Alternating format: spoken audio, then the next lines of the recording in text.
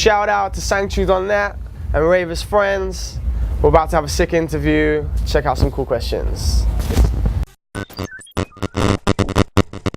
Yeah, it's my first time. I came here this morning. Last night I played in Tokyo, and I got straight on a plane. I didn't sleep, and I came straight here to the hotel, and then the hotel is like an hour and a half away, so I did an hour and a half here.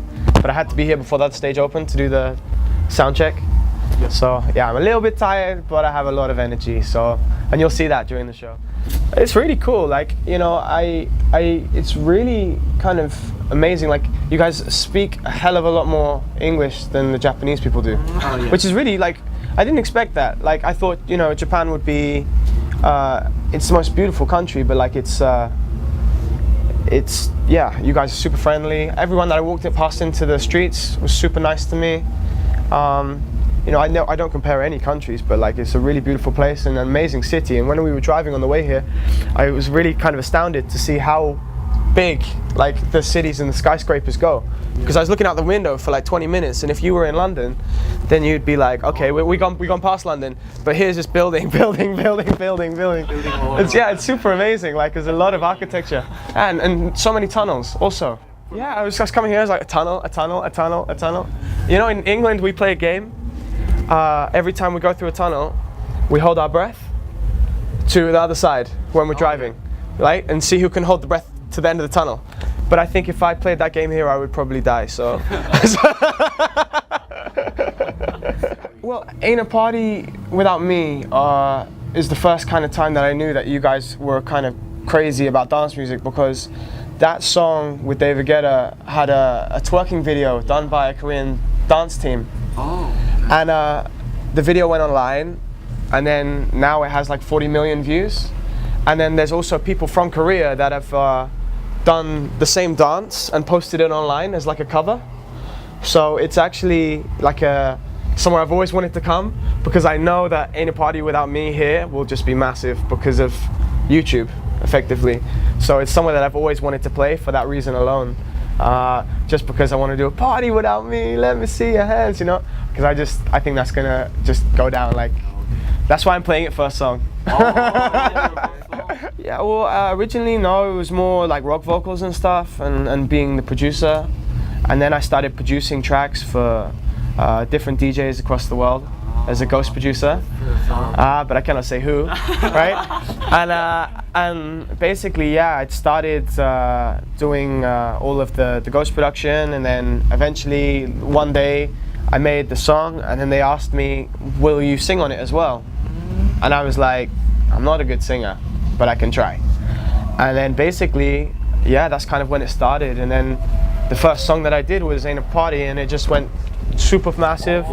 Yeah, and David Guetta took it, and it became a big thing. And then Hardwell and Sally and Steve Aoki, and yeah, and it's just been a kind of continuous cycle. It's amazing to work with such amazing DJs, and the opportunity is really beautiful. So yeah, I'm very lucky.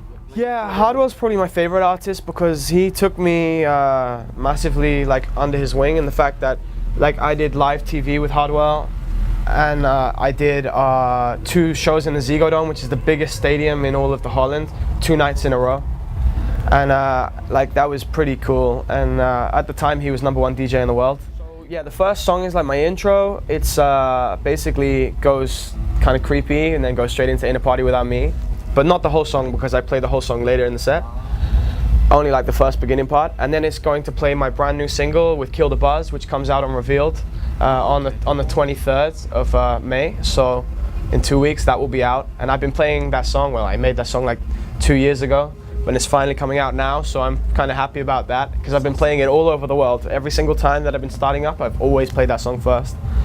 It's got like an amazing kind of euphoric feeling about it, so I'm super happy about playing that. Some really amazing Harrison Eminem bootlegs that I made, which is kind of cool. Some unique, brand new unique track called Dreams Goodbye, which is I'm hoping to be my single after obviously my release that I just had on Armada, LA Girls, which came out like 2 weeks ago, which is doing really well. We already have 500,000 plays on Spotify, and yeah, and it was actually Harrison times Juicy M, so it was cool to put my name in the first place.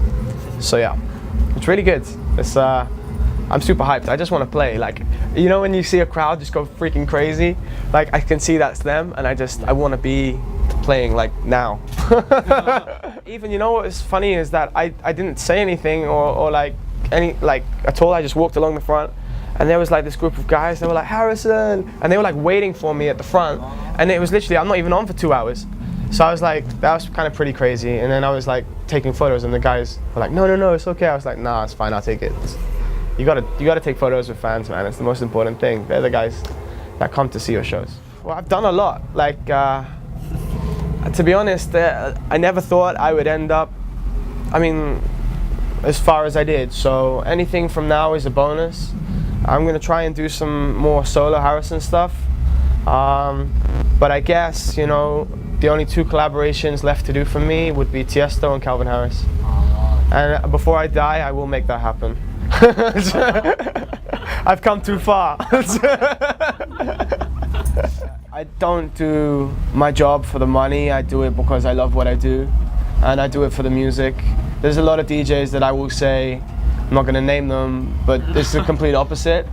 But for me, it's about, I mean, if I could and I got the flights for free, I would come for free. I don't do it for the money. I do it because I love what I do, and I do it because I love making music, and I love seeing different cultures and going around the world. This year we're going to give a lot of money to India, and we're going to give a lot of money to South Africa in the end of the year as well, because we want to give back to the world. I don't want to be the guy that's constantly taking. And I've seen poverty in Mumbai, and I've seen you know, lions being taken away and killed in South Africa. So I can see that there's problems, and I'm going to try and help. But no, I would never want to be on the rich list or anything like that, because if you have that much money, then you don't need it. You should just help the world back.